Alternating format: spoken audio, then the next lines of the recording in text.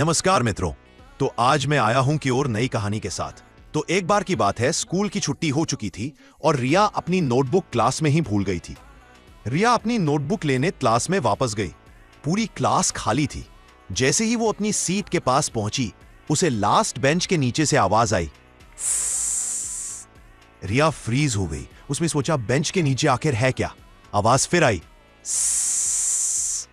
रिया धीरे धीरे बेंच के पास गई। उसने डरते डरते नीचे झांका और उसे दो चमकती आंखें दिखी। रिया जोर से चिल्लाई, कोई है? तभी अचानक बेंच के नीचे से कुछ बाहर निकला। रिया पीछे गिर गई। अगर आपको ऐसी एनिमेटेड कहानियां पसंद है तो वीडियो को लाइक करें और चैनल को सब्सक्राइब करें। अगला वीडियो और ज्यादा इंटरेस्टिंग होगा। अब वीडियो पर आते हैं। लेकिन वो कोई भूत नहीं था, उसका दोस्त करण था, जो क्लास बंक करके चिप्स खा रहा था। करण बोला, टीचर टेस्ट ले रही थी इसलिए मैं हाइड हो गया।